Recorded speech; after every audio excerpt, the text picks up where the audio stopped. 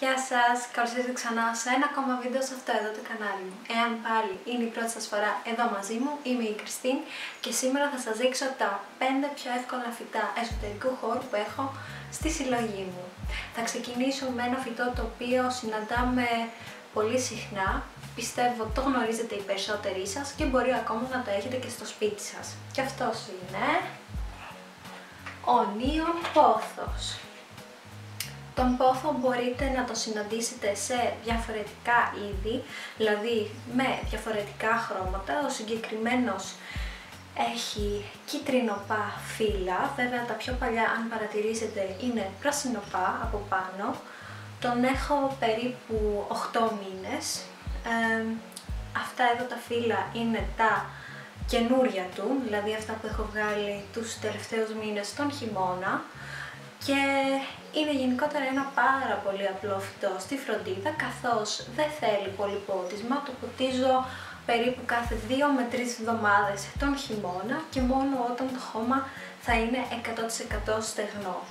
Το συγκεκριμένο είχα κάνει ένα λάθος και το είχα βάλει πολύ κοντά κάτω από το τεχνικό φως που έχω εδώ πέρα. Είναι αυτό εδώ το μοβ, ο μοβ φωτισμός που έχω.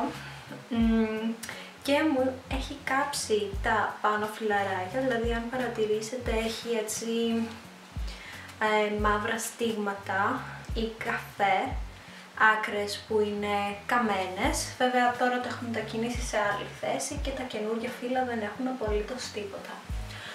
Ένα άλλο είδος πόθου που μπορείτε να συναντήσετε είναι αυτός εδώ και είναι Marble Queen. Έτσι ονομάζεται. Το έχω το συγκεκριμένο μέσα σε ένα μικρό βαζάκι με νερό για να τραβήξει περισσότερες ρίζες, καθώς ο συγκεκριμένος χρειάζεται πιο πολύ χρόνο για να βγάλει καινούρια φύλλα λόγω της ιδιαίτερης διχρωμίας που εμφανίζει στα φύλλα. Το συγκεκριμένο το είχα επίσης πολύ κοντά κάτω από το τεχνικό φως για τα φυτά και μου έχει κάψει αυτά τα δύο φύλλα τις άκρες, τις οποίες έχω κόψει, αλλά γενικότερα είναι στα καλύτερά του και εμφανίζει σιγά σιγά καινούρια φύλλα. Το επόμενο είδος πόθου που είμαι σίγουρη πως οι περισσότεροι γνωρίζετε είναι αυτός εδώ και είναι ο Golden πόθος, ο οποίος φέρει και αυτός διχρωμίες στα φύλλα, αλλά δεν είναι όπως αυτές του πόθου Marble Queen. Ο συγκεκριμένος εμφανίζει διχρωμίες σε κίτρινοπό χρώμα, δηλαδή κίτρινο με πράσινο, ενώ αυτός εδώ αν παρατηρήσετε είναι λευκές διχρωμίες με σκούρο πράσινο. Είναι σε κάθε περίπτωση δύο πάρα πολύ ωραία φυτά, αναπτύσσονται γρήγορα και ομορφαίνουν το χώρο. Λοιπόν, αρκετά μιλήσαμε για τον πόθο. Τώρα το επόμενο φυτό που θα σας δείξω είναι η Monstera adansonii, είναι αυτό εδώ. Η φροντίδα του θυμίζει αυτής του πόθου. Βέβαια το συγκεκριμένο δεν θέλει να περιμένετε μέχρι το χώμα να ξεραθεί 100% για να το ξαναποτίσετε, αλλά καλά είναι να το ποτίζετε όταν θα είναι σχεδόν στεγνό, δηλαδή να έχει λίγη έτσι, υγρασία ακόμα το χώμα, αλλά όχι και πάρα πολύ. Και αυτό γιατί εάν το ποτίσετε πολύ αργότερα θα αρχίσει να εμφανίζει κίτρινοπά φύλλα, δεν θα είναι τόσο χαρούμενο, τα φύλλα θα είναι έτσι λίγο πιο ρηγμένα και ναι, γενικότερα είναι και αυτό ένα φυτό το οποίο αναρρίχεται όπως ο πόθος και δεν θέλει ούτε αυτό πάρα πολύ φως. Βέβαια τα καινούρια τα φυλλαράκια είναι έτσι λίγο πιο μικρά και θα δω αν στην πορεία κρατήσουν αυτό το μέγεθος ή γίνουν πιο μεγάλα, αλλά αν παραμείνω σε αυτό το μέγεθος σημαίνει πως είτε χρειάζεται μεταμφύτευση είτε ότι χρειάζεται λίγο παραπάνω φως να του δώσω. Το επόμενο φυτό που θα σας δείξω είναι το Philodendron Brazil, το οποίο εμφανίζει και αυτό διχρωμίες στα φύλλα του σαν τον πόθο. Κάποιος θα έλεγε μοιάζει ίσως με τον Golden Πόθο ή με το Marble Queen, αλλά θεωρώ πως δεν έχουν καμία απολύτως σχέση, διότι αν δείτε τα φύλλα έχουν το σχήμα καρδιάς, ενώ του πόθου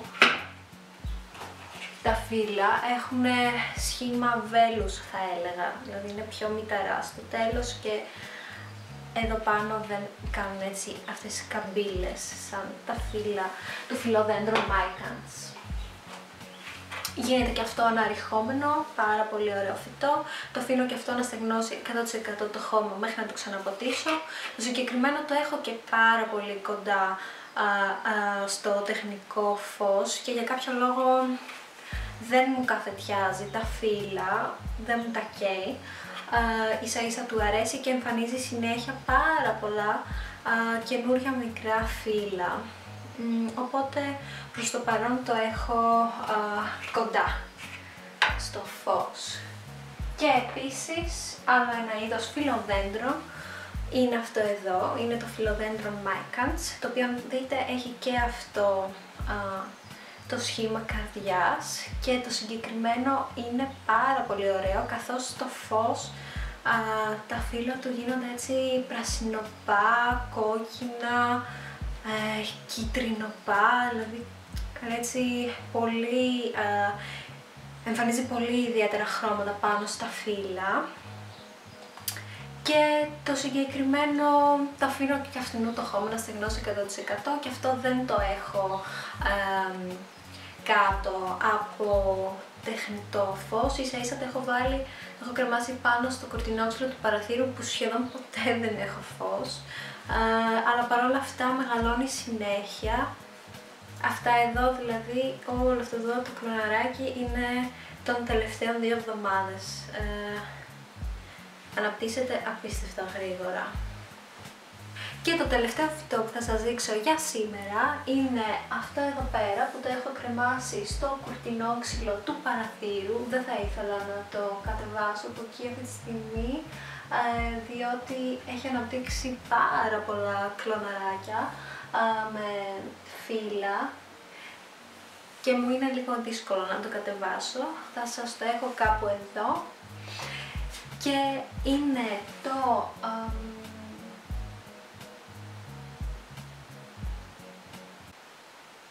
ποιο είναι? Είναι το Scidaps Pictus argyreus. Όλο με αυτό το φυτό που μου αρέσει πάρα πολύ και το βρίσκω πολύ θετικό είναι ότι το ποτίζω μόνο όταν μου δείξει ότι διψάει, και αυτό το κάνει όταν αρχίσουν τα φύλλα και μαζεύονται σιγά σιγά και το ίδιο το φυτό έτσι αρχίζει, στριφογυρίζει τα φύλλα του. Αυτό σημαίνει ότι το φυτό χρησιμοποιεί ήδη το νερό που αποθηκεύει μέσα στα φύλλα του και επειδή το χώμα είναι στεγνό. Μεγαλώνει επίσης πάρα πολύ γρήγορα, νομίζω είναι από τα φυτά που έχω που αναπτύσσεται πιο γρήγορα από όλα. Ίσως βέβαια να παίζει ρόλο σε αυτό και ότι είναι μεγάλη η γλάσσα στο οποίο το έχω και έχει τραβήξει πολύ καλά ρίζες και αυτή τη στιγμή θέλει απλά να εμφανίζει μόνο καινούργια φύλλα και όσο πλησιάζει το καλοκαίρι φυσικά τόσο πιο σε καλύτερη κατάσταση θα είναι.